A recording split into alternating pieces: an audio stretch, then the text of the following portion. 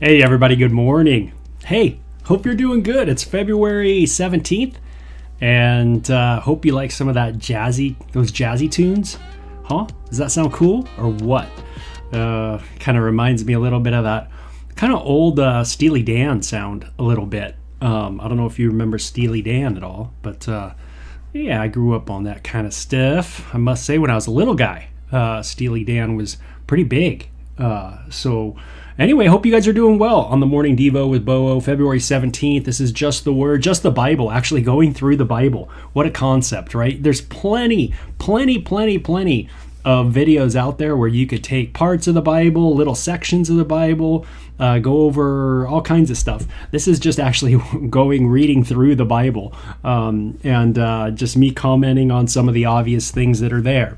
And the great thing about just going through the Bible if you've never done it before, is that a lot of things that you thought were like New Testament concepts, a lot of people have tons. I had tons of misunderstandings growing up out in Southern California as a progressive kid.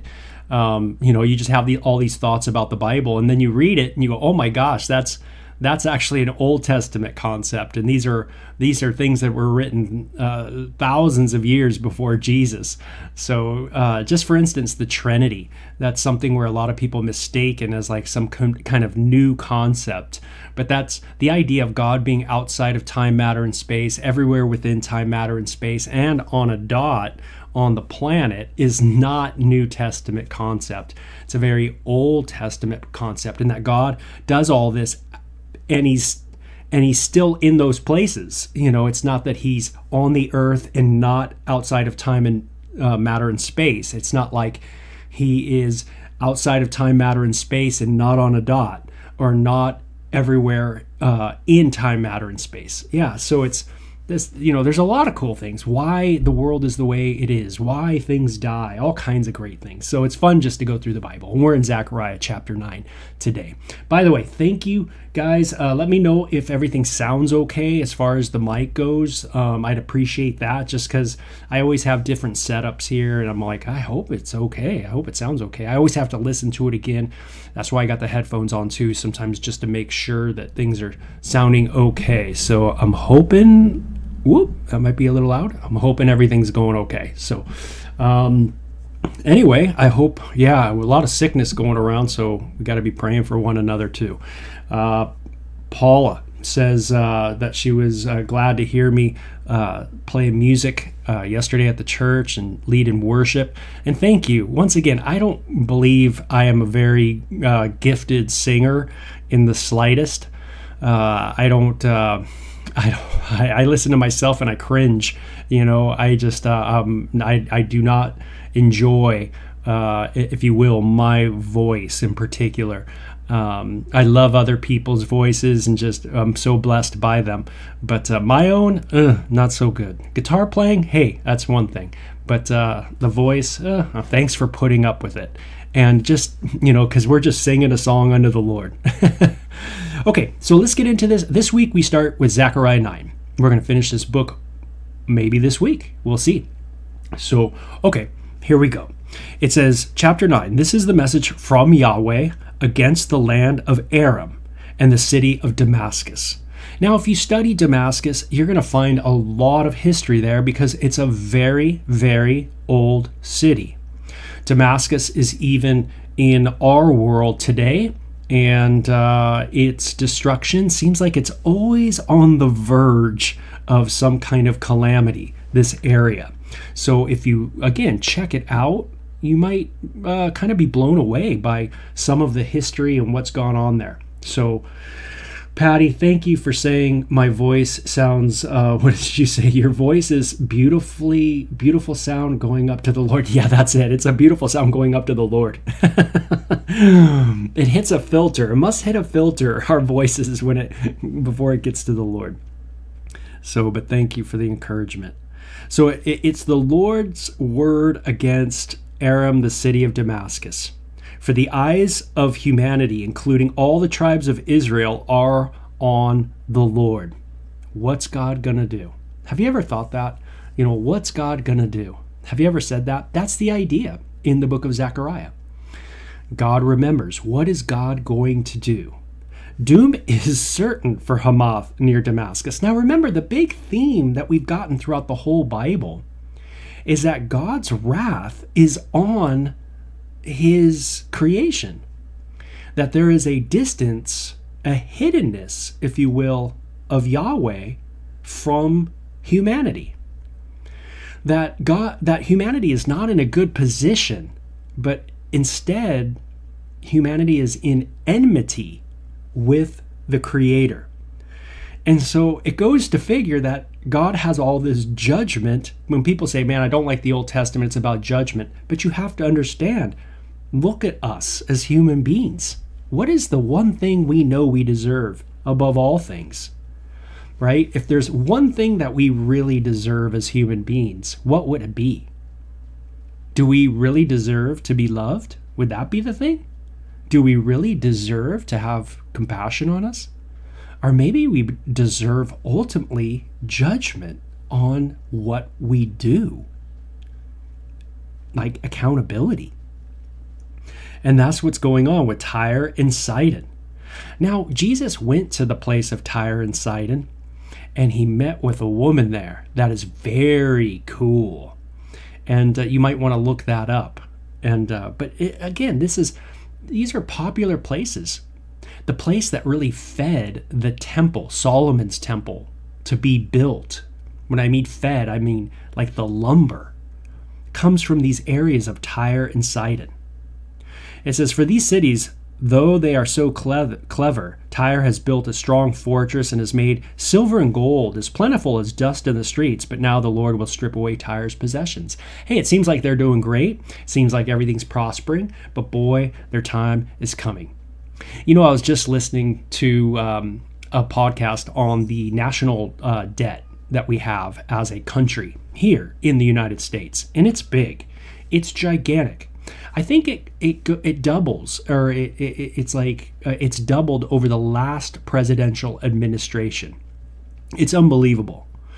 And you think, God, at some point, there's just got to be like an accountability with the amount of spending that goes on.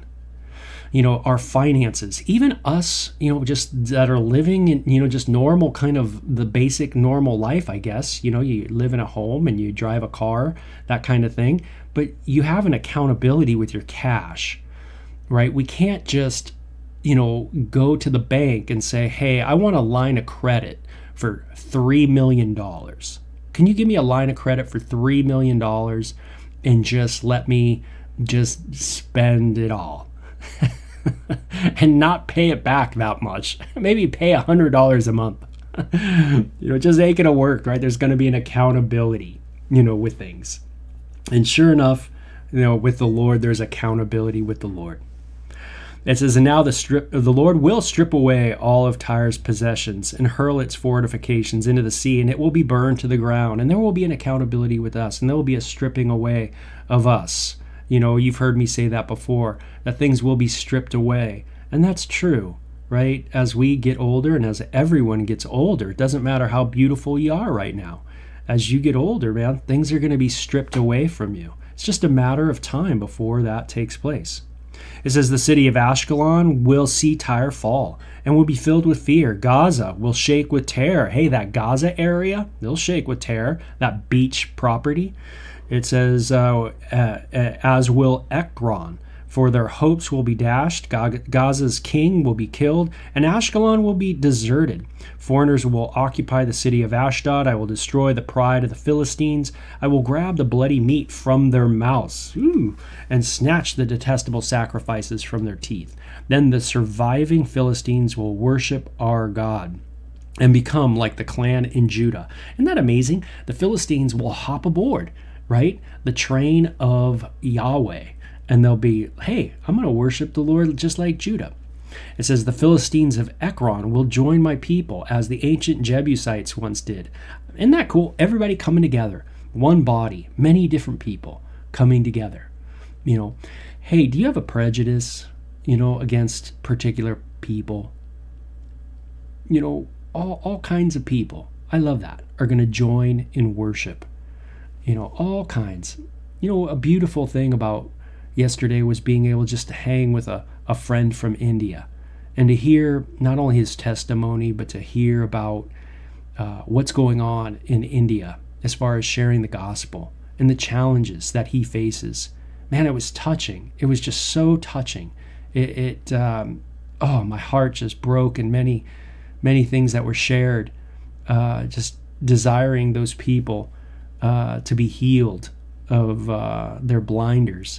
And here we see in Zechariah, there's a time where the Philistines, though that ancient, you know, enemy of Israel, will join, and the Jebusites will join and worship together. What a cool thing, right? All of us fixing our eyes on the Lord, right? On God. Maybe that's where we're so off on this world, is we're focused on the wrong object all the time. And And it says, I will guard my temple and protect it from invading armies. I am watching closely to ensure that no more foreign oppressors overrun my people's land. Ooh, God is the guardian of Israel. So it says, rejoice, O people of Zion. Shout in triumph, O people of Jerusalem. Okay, so this is like, yo, hey, awesome, shout, right? Look, your king is coming to you. He is righteous and victorious. He is humble, riding on a donkey, riding on a donkey's colt. Okay, now if this sounds familiar, it's because it is. It is a direct quote. It is directly quoted, I should say, in the gospel accounts, talking about Jesus coming into Jerusalem that last week. Why did Jesus come in that last week? Because Jesus, as the Passover is approaching and the festival is going on, they are examining the Passover lambs to be sacrificed on Passover. And what does Jesus do? He allows himself to be what? Inspected for a week. He comes into Jerusalem and he allows himself to be inspected by who? The religious leaders. Is he without blemish? Is Jesus without blemish? Is he a lamb that's without spot? And he's peppered with questions. Remember that in the Gospels? He's just peppered with question after question after question after question. Why is this happening? Because he's being examined. That's why Jesus says, have you found anything wrong with me? Have you found anything wrong with me? Right? Because he's saying, I am without what? Without spot, without wrinkle, without blemish, Jesus rides into Jerusalem. We saw that there was a specific day that this was going to happen in the book of Daniel in the Old Testament. That the actual day was given when this Messiah, this king, would actually come into Jerusalem. And so we're given a timeline in the book of Daniel about this. So when Jesus does this, and he does come to Jerusalem riding humble on a donkey, right? Riding on a donkey's colt, right? Jesus weeps over Jerusalem and he cries and he says, oh, Jerusalem, Jerusalem, you kill the prophets, right? You stone them. You kill everybody he sent to you. And he says, here, I've come. Your day of visitation is here. The time of your visitation is here. It was written about in the book of Daniel, the exact day, what my name would be, everything like that. It's all where I would be born, where I would minister, and how I would come into Jerusalem right here. And you missed it. You missed it. Ooh, gnarly. It's amazing how something can be in front of our face and we miss it. It's weird. I used to say, if God doesn't show up, I would do this mockingly, of course, but I would say like, oh, if God's real, why doesn't he just show up? But there's no way, even if some crazy thing happened, I wasn't going to budge. I wasn't going to turn. I wasn't going to move in any other direction. I was stubborn. Man, super stubborn. And, sometimes I would just say those type of things just to mock, just to laugh at, just to critique and criticize. And, maybe you have a friend, a family member that criticizes, God a lot. And they always kind of, if God's real, why doesn't he do this? If God's real, why doesn't he do this? And I just coming from a Southern California, very progressive kid, teenager growing up, all I could tell you is the reason why I said that stuff, the reason why I said like, oh, if your God's real, why doesn't God do this? Or why doesn't God do that? It's because I was deadly afraid that I was wrong. And I knew I didn't know what I was talking about. I would say that just to try to get you away from me, and, so it's kind of crazy. And so sometimes God's, really clear and we just don't want to listen. And this is what Jesus has come to do. He says he's come to reveal the Father. There's no doubt on the existence of God.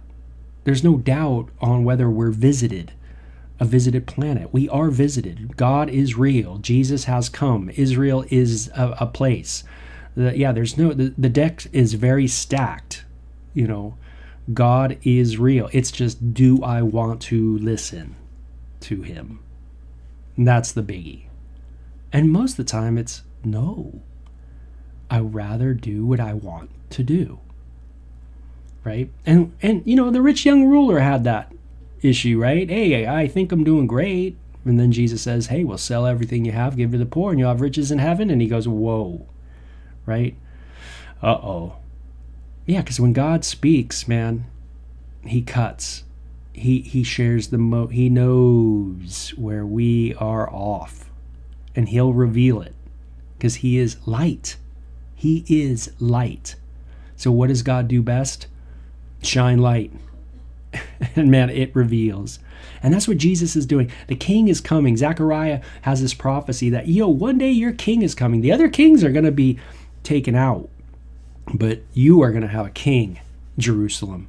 And I will remove the battle, it says, chariots from Israel and the war horses from Jerusalem. I will destroy all the weapons used in battle. And your king will bring peace to the nations. This king will be a prince of what? Peace. Oh, Isaiah, right? Unto us a son is born, unto us a child is given. His name shall be called Wonderful Counselor, right? Everlasting Father, Prince of Peace.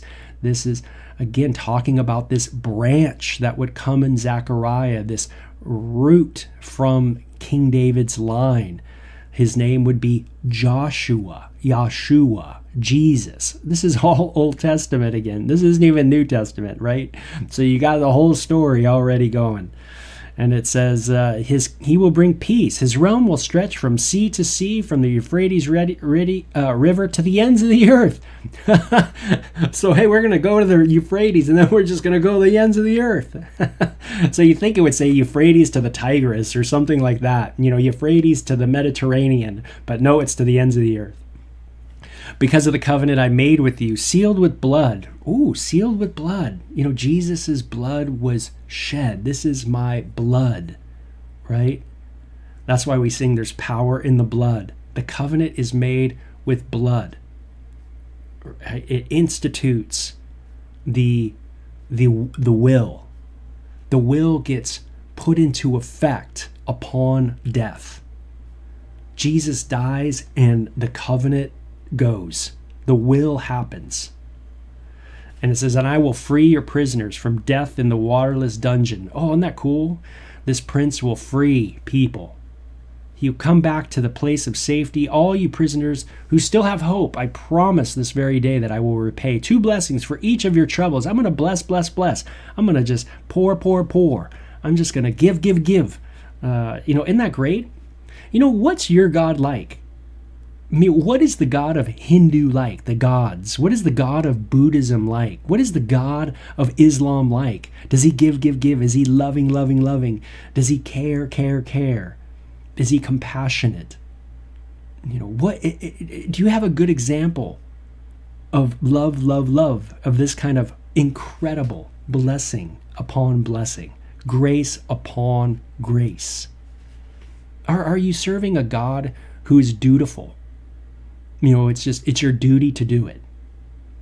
That there really is no example of love and giving up of self and laying down life and giving everything for someone. What kind of God do you serve? The God of the Bible, man, is a lover. Judah is my bow, and Israel is my arrow. Jerusalem is my sword, and like a warrior I will brandish it against the Greeks. The Lord will appear above his people. His arrows will fly like lightning. The sovereign Lord will sound the ram's horn and attack like a whirlwind from the southern desert. The Lord of heaven's armies will protect his people and will defeat their enemies by hurling great stones. Woo! There will be a radical war at some point, and God will come to the rescue. And they will shout in battle as though drunk with wine. They will be filled with blood like a bowl drenched with blood, like the corners of the altar. Wow. Now the corners of the altar was, that altar, that sacrificial altar that was put in the temple. The four horns would be actually covered with blood. And so this was a picture of just like that sacrificial altar is covered with blood. So you're going to see a war that's going to take place that's going to have a lot of blood shed. And it says, on that day, the Lord their God will rescue his people as a shepherd rescues his sheep. God is equated to what? Like a shepherd, right? And so when Jesus says, I am the good shepherd, this is what he's taught. He's saying, I am the God who is your shepherd. That's why people understood Jesus to be claiming to be God. Because just as Yahweh claims to be the shepherd, Yahweh, the God of Israel, claims to be the shepherd, Jesus attributes that title to himself. All the attributes to himself. He is the good shepherd. And he rescues the sheep. And they will sparkle in his land like jewels in a crown. Isn't that cool? Sparklies. I mean, we all like sparklies, don't we? I mean, sparkly everything. You put on something that's sparkly and everybody goes, wow. It says you guys are going to be sparkly. How wonderful and beautiful they will be. The young men will thrive on abundant grain, and the young women will flourish on new wine. What? Wine? Again? It seems like the Bible talks about wine all the time. Isn't that amazing? People back then must have knew how to drink wine particularly well. Maybe in our culture, we don't know how to drink wine very well. And so a lot of us have to stay away from it or try to stay away from it or do our best to stay away from things because maybe our culture is just not very good at it. But you really get the idea that Yahweh, man, a sign of, young women flourishing is, man, they have new wine, the good stuff, the really good stuff, stuff that tastes amazing. You see that in the wedding feast, the famous one, where Jesus takes the water and makes it wine at the wedding. And people go, this is the best kind of wine. This is the new wine. Something beautifully new. Something refreshing. Abundant grain. New wine. The idea of having plenty. Things that are good. Things that taste amazing. I remember when I was working at a gourmet restaurant in Woodland Hills playing guitar, classical guitar. And people would eat. It was a very wealthy kind of restaurant, affluent. People would go there and dine. And I remember after the night, I would sit with the maitre d', the main person who ran the restaurant. And if I remember, he was Greek, but his chef was French. And man, he mixed all kinds of new wines and old wine. I don't know, all kinds of stuff. But man, when I ate the meal at the end of the day, I ate things that I never eaten before in my life. I mean, it hit the palate, and I couldn't believe it. I mean, if you've ever had amazing food prepared, it does something to your mouth that's kind of abnormal, meaning it's just not what you're used to. And I love that. The Good Shepherd brings abundance, right? I've come to bring what? Abundant life. Isn't that cool? Do you see how Jesus is speaking when he says, hey, I am the Good Shepherd, and I've come to bring you abundant life. Flavorful life. Something that is absolutely taste unbelievable. So good. That kind of life. A life in Christ is one that is to be savory. Let your words be grace seasoned with what? Salt. Preservative. Salt. Something that affects people. Something that's, what is it? Efficacious? Is that the word? I want to say that's the word, but it's, something that hits people. It kind of moves from, grace to grace, people to people. It moves. It shouldn't be something that's bland, boring, but something that the shepherd does is he brings that abundant life, to us, flavorful life. Man, that's really cool. So that's what the king's going to do in Zechariah. He's going to come. He's going to be humble. He's going to be a humble king, not a proud king. Am I prideful? Am I just, is it all about me? Or is there some humility, in my life? The king, our king, is a humble person. Isn't that cool? And he comes riding into Jerusalem. He's going to take care of the enemies of Israel. There's going to be a supernatural kind of result to a war of people going against Jerusalem once again. And then there's going to be this shepherding of the people from all over. Remember, the Philistines and Jebusites, they're all going to come and join in worshiping the true and living God. Man, very cool, right? You get the idea of fulfillments of this in the book of Revelation, where it says, there's people from every tribe, nation, and tongue that worship the Lamb, right? So very cool. So an amazing chapter, a very cool start to the week for sure. A lot of good stuff for us to think about in the day.